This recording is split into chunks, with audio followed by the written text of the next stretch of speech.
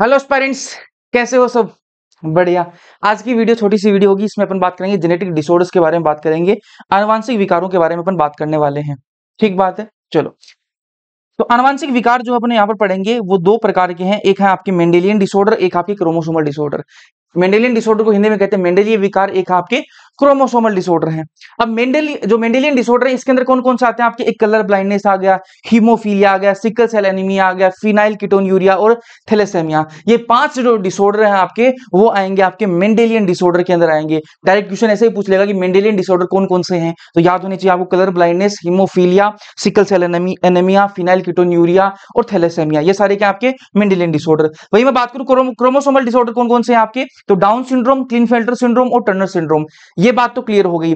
अब यहां पर आपको क्या पूछता है कि यहां पर कौन से एक्स लिंक्ड रिसेसिव है, ठीक है, जिनको हिंदी में कहते हैं लिंग सहलगन अप्रभावी, कौन कौन से हैं, और या फिर आपके ऑटोसोमल रिसेसिव कौन कौन से हैं। यहां पर बड़ी कंफ्यूजन होती है, इसको क्लियर कर लेते हैं। तो इसको आप याद रख सकते हो, सेक्स लिंक्ड रिसेसिव कौन कौन से आपके, तो इसको अब HC से याद रख लो या फिर CH से याद रख लो, ठीक है। जैसे HC का मतलब क्या है, हीमोफीलिया और कलर ब्लाइंडनेस जो है, दो डिसऑर्डर जो आपके कैसे हैं, सेक्स लिंक्ड रिसेसिव है। उसके अलावा आपके ये जो 3 बच गए वो सारे आपके क्या है, ऑटोसोमल रिसेसिव है। वापस सुनो ध्यान से, CH वाले, CH या फिर HC से याद रख सकते हो, कलर ब्लाइंडनेस और हीमोफीलिया आपके सेक्स लिंक्ड रिसेसिव है। उसके अलावा जो 3 sickle cell anaemia, phenylketonuria, thalassaemia, ये क्या आपके ऑटोसोमल रिसेसिव है। आपको एक चीज तो क्लियर हो गई कि सारे क्या है, रिसेसिव ही हैं, डोमिनेंट कोई भी नहीं है, प्रभावी कोई नहीं है, सारे के सारे अप्रभावी हैं। तो यहां पर सेक्स लिंक्ड कौन से हैं, 2 वाले, ये वाले सेक्स लिंक्ड है और ये 3 क्या है, ऑटोसोमल रिसेसिव है। क्लियर है बात? ठीक है। लेकिन यहां पर अपनी एनसीईआरटी में पेडिग्री वाले जो पेडिग्री वाला जो दे रखा है, उसके अंदर एक डोमिनेंट भी दे रखा है। वो डोमिनेंट भी अपन यहीं याद कर लेंगे। तो मायोटोनिक डिस्ट्रोफी नाम का एक डिसऑर्डर दे रखा है, और ये कैसा होता है, ऑटोसोमल डोमिनेंट होता है। बाकी सारे रिसेसिव होते हैं, सिर्फ ये मायोटोनिक डिस्ट्रोफी जो है वो आपका ऑटोसोमल डोमिनेंट होता है। याद रहेगा। अब एक एक को देख लेंगे। सबसे पहले बात करेंगे कलर ब्लाइंडनेस के बारे में, ठीक है। तो ये मेल्स में अधिक होती है, मेल्स में जो है आपको ये अधिक होने के इसके चांसेस होते हैं, फीमेल के अंदर ये कम होगी, ठीक बात है। और सेक्स लिंक्ड रिसेसिव मैं आपको ऑलरेडी बता चुका हूं। इसमें दिक्कत कहां है कि ग्रीन कलर और रेड कलर के अंदर, हरे और लाल रंग के अंदर इसमें दिक्कत आती है। वो इनमें क्लियरली नहीं देख पाते। ऐसा नहीं होगा कि लाल रंग को दिखाई नहीं देगा, हरा रंग उसको दिखाई नहीं देगा, ऐसा नहीं होता। लेकिन क्लियरली जो है उसको मतलब लाल रंग का कोई चीज है और उसमें अगर कोई नंबर लिखा हुआ तो उसको नहीं देख पाएंगे वो, ठीक है। चलो आ जाओ। अगला है हीमोफीलिया। हीमोफीलिया जो है इसके अंदर क्या होगा, हीमोफीलिया के बारे में पहले बता चुका हूं, सेक्स लिंक्ड रिसेसिव है ये, ठीक है। और इसके अंदर ब्लड क्लोट नहीं बनेगा, मतलब रक्त का थक्का नहीं बनेगा, क्लोट नहीं बनेगा, ठीक। किसी का चोट लग गई तो निरंतर जो है रक्त बहता रहेगा। नॉर्मली इंसान होगा, उसकी चोट लगेगी, थोड़ी देर बाद में थक्का बन जाएगा, ब्लड रुक जाएगा। लेकिन जिसके हीमोफीलिया है उसके अंदर जो है ब्लड जो है वो रेगुलरली बहता रहेगा। और मैं बता दिया कैसा ये डिसऑर्डर कैसा है, सेक्स लिंक्ड रिसेसिव है, ठीक है। अगला है sickle cell anaemia. Sickle cell anaemia के अंदर क्या होगा, जो बीटा ग्लोबिन जो चेन है ना, बीटा ग्लोबिन जो चेन है उसकी 6ठी पोजीशन पर, 6th पोजीशन पर ग्लूटामिक एसिड की जगह वेलिन आ जाता है, ठीक है। ग्लूटामिक एसिड की जगह क्या आ जाएगी, वेलिन आ जाएगी। कहां पर आएगी, 6ठी पोजीशन पे आएगी। बीटा ग्लोबिन चेन की 6ठी पोजीशन पर ग्लूटामिक एसिड की जगह अगर वेलिन आ जाए तो क्या हो जाएगा, सिकल सेल एनीमिया हो जाएगा। वापस बोल रहा हूं एक बार, बीटा ग्लोबिन चेन की 6th पोजीशन पर अगर ग्लूटामिक एसिड की जगह वेलिन आ जाए तो क्या होगा, सिकल सेल एनीमिया। कंप्लीट हो गई बात। अगला, और इसके बारे में बता चुका हूं, ऑटोसोमल रिसेसिव है। फिनाइल कीटोन्यूरिया के बारे में बात करते हैं। फिनाइल कीटोन्यूरिया ये क्या है, फिनाइल एलानिन हाइड्रोक्सीलेज की कमी हो जाएगी। जब फिनाइल एलानिन हाइड्रोक्सीलेज की जब कमी होती है तो क्या होता है, फिनाइल कीटोन्यूरिया होता है। बस इतना आपको ध्यान में रखना है। इससे क्या क्या सिम्टम्स आते हैं वो देखो, मानसिक मंदता, मतलब मेंटल रिटार्डनेस आ जाएगी, ठीक है। मानसिक मंदता समझते हो, ठीक है, मंदबुद्धि थोड़ा सा, पिगमेंटेशन में कमी आ जाएगी, ठीक है। चलो अगला जो आपका वो थैलेसेमिया के बारे में ऑलरेडी बता चुका हूं, ऑटोसोमल रिसेसिव है, ठीक है। अब इसमें 2 प्रकार के थैलेसेमिया, एक अल्फा थैलेसेमिया और एक आपका बीटा थैलेसेमिया।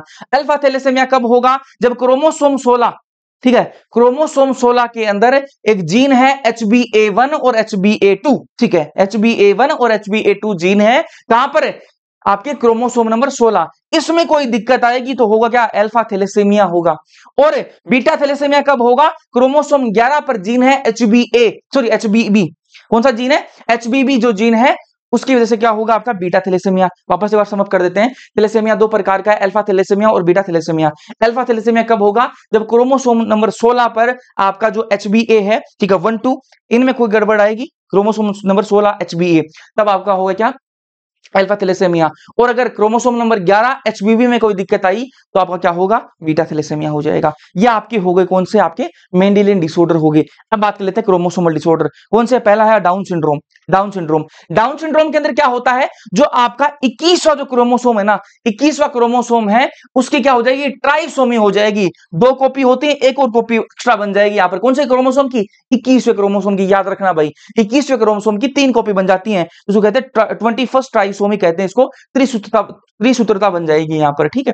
यहां पर होगा क्या? डाउन सिंड्रोम जिसके अंदर होता है, उनके अंदर क्या होता है? शॉर्ट हाइट, उनकी हाइट थोड़ी छोटी रहेगी, बड़ा चपटा चेहरा होगा, चेहरा बड़ा सा होगा और चपटा चेहरा होगा, फ्लैट फेस होगा उनका अंदर। कैरेक्टरिस्टिक पाम क्रीज, ठीक है, और बड़ी सी उनकी हथेली होगी, और मानसिक विकास उनका जो है अवरुद्ध रहेगा, मतलब वो ज्यादा उनका IQ जो है वो ज्यादा अधिक नहीं होगा, मतलब थोड़ा सा मेंटल रिटार्डेशन रहेगी उनके अंदर, और जीभ के अंदर खांच बनी रहेगी, ठीक है। तो ये आपकी होगी डाउन सिंड्रोम। अगला है आपका क्लीनफेल्टर सिंड्रोम।